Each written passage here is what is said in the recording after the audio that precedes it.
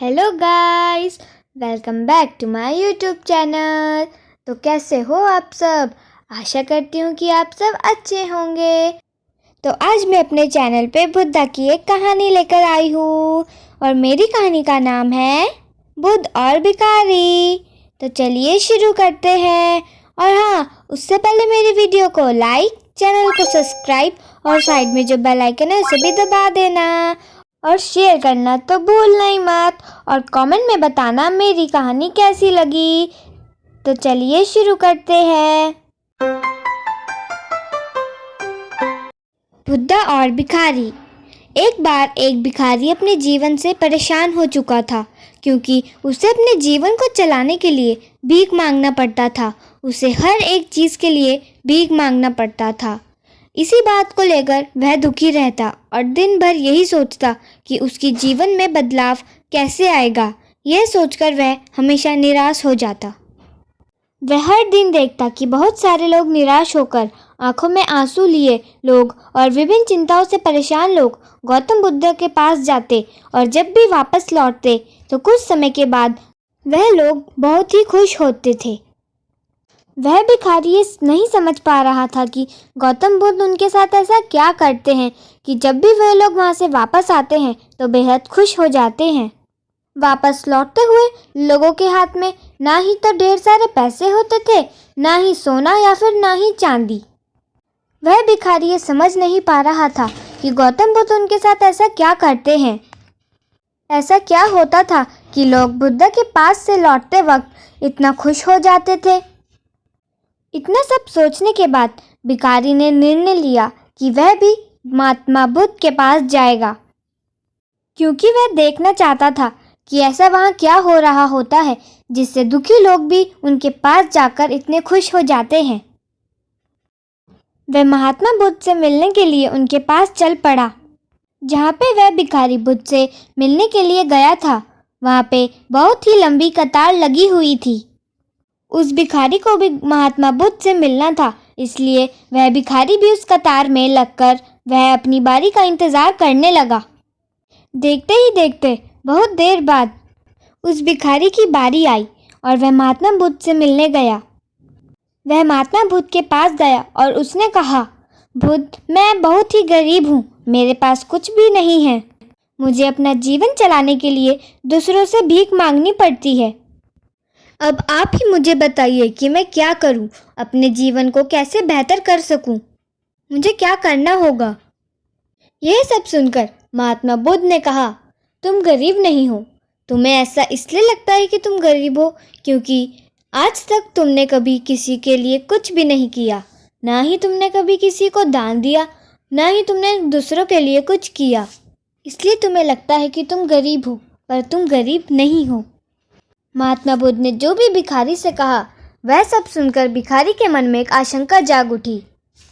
अपनी आशंका को दूर करने के लिए भिखारी ने महात्मा बुद्ध से पूछा, मैं तो एक भिखारी हूँ, मैं लोगों को दान कैसे कर दे सकता हूँ और कैसे लोगों की सहायता कर सकता हूँ। मुझे तो खुद अपना जीवन चलाने के लिए दूसरों से भीख मांगना पड़ता है, या फिर अगर मुझे कुछ भी चाहिए होता है तो मुझे दूसरों से ही मांगना पड़ता है। मेरे पास मेरा खुद का कुछ नहीं है। यह सब सुनकर महात्मा बुद्ध थोड़ी देर चुप रहे और फिर महात्मा बुद्ध ने उस भिखारी से बोला, तुम्हारे पास हाथ हैं जिससे तुम लोगों की सेवा में लग सकते हो और दूसरों का भला कर सकते हो। बस हाथ ही नहीं, इसके अलावा तुम्हारे पास मुंह है जिससे तुम अच्छी अच्छी बातें कर सकते हो और दूसरों का हौसला बढ़ा सकते हो। और यह सब अच्छी अच्छी बातें बोलकर दूसरों का भला कर कर भी तुम लोगों की सहायता कर सकते हो। ये सब ज़रूरी नहीं है कि हमें दान में बस पैसे ही देने हैं। अगर हम चाहें तो हम शिक्षा भी दान कर सकते हैं और अगर चाहें तो हम अन्न भी दान कर सकते हैं जिससे हम लोगों का पेट भर सके। इसलिए ये ज़रूरी नहीं है कि हमें दान में बस पैसे देने हैं। अगर ऊपर वाले ने किसी को पूर्ण रूप से एक अच्छा शरीर दिया है तो वह गरीब नहीं है। अगर वह गरीब है तो वह बस दिमाग से गरीब है। उसे इस विचार से हटकर अपना दिमाग दूसरों की सेवा में लगाना चाहिए। महात्मा बुद्ध की यह सब बातें सुन लेने के बाद वह भिखारी बहुत ज़्यादा ही खुश हो गया और उसका मन अब संतुष्ट था और वह भिखारी अब खुशी खुशी वहाँ से चला गया। और उसे अब पता चल गया था कि महात्मा बुद्ध के पास जाने से लोग इतना खुश क्यों हो जाते हैं। अब वह ज़्यादा से ज़्यादा वक्त अपना लोगों की सेवा में ही निकाल देता, लोगों के साथ अच्छी अच्छी बातें करता और वह अपनी ज़िंदगी में बहुत ही खुश रहने लगा। हम सब लोग हमेशा इसी बात की चिंता में अपना समय बर्बाद कर देते हैं, यह सोच सोच कर कि हम गरीब हैं, लेकिन यह सत्य नहीं होता।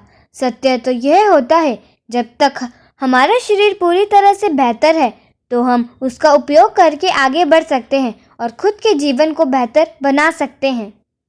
अगर कोई व्यक्ति यह सोचता है कि वह गरीब है, वह कुछ नहीं कर सकता, सिर्फ अपनी गरीबी पर ध्यान दे और अपनी गरीबों को बदलने की कोशिश न करे, तो वह इंसान मूर्ख है। तो हमें इस कहानी से यह शिक्षा मिलती है कि अगर हम यह सोचते हैं कि हम लोग गरीब हैं तो हम लोग गलत सोचते हैं। हमें अपने आप को बदलने की कोशिश करते रहना चाहिए। कभी यह नहीं सोचना चाहिए कि हम गरीब हैं, हम कुछ नहीं कर सकते, बल्कि अपने मन में से ये बात हटा देनी चाहिए कि हम गरीब हैं। हमें बस आगे बढ़ते रहना चाहिए, लोगों के साथ अच्छी अच्छी बातें करनी चाहिए और अपने मन से बुरे विचार तो हटा ही देने चाहिए। अगर हम लोग अपना जीवन यही सोचकर निकाल देंगे कि हम गरीब हैं, हम कुछ नहीं कर सकते, तो हमारा आगे जीवन में कुछ नहीं हो सकता। पर अगर हम यह सोचना बंद कर दें तो शायद हमारा कुछ हो सके। और हाँ, इसके अलावा हमें इस कहानी से यह भी सीखने को मिलता है कि दान सिर्फ धन का ही नहीं, शिक्षा, भोजन, अच्छे विचार और आदि का भी किया जा सकता है। अगर हमारे पास धन नहीं है तो क्या हुआ, हम लोगों को दान में शिक्षा दे सकते हैं और लोगों के साथ अच्छी अच्छी बातें करके उनका हौसला बढ़ा सकते हैं, क्योंकि विचार का भी दान किया जा सकता है। ऐसा करने से हमारा समाज और भी बेहतर बन जाएगा। इसलिए अब से एक अच्छे व्यक्ति बनने की शुरुआत शुरू कर दो। अपने मन से सारे बुरे विचार नष्ट कर दो, हमेशा हमेशा के लिए। धन्यवाद। मुझे आशा है कि आपको मेरी ये कहानी अच्छी लगी होगी। अगर अच्छी लगी होगी तो मेरे वीडियो को लाइक, चैनल को सब्सक्राइब और बेल आइकन दबाना मत भूलना और शेयर करना तो भूलना ही मत और कमेंट में बताना मेरी वीडियो कैसी लगी। तो ये थी मेरी आज की कहानी, बुद्धा और भिखारी। अगर आपको मेरी कहानी अच्छी लगी होगी तो मेरे चैनल को लाइक, सब्सक्राइब करना मत भूलना। अब मैं आपको मिलूंगी अपनी अगली वीडियो में। तब तक के लिए बाय बाय।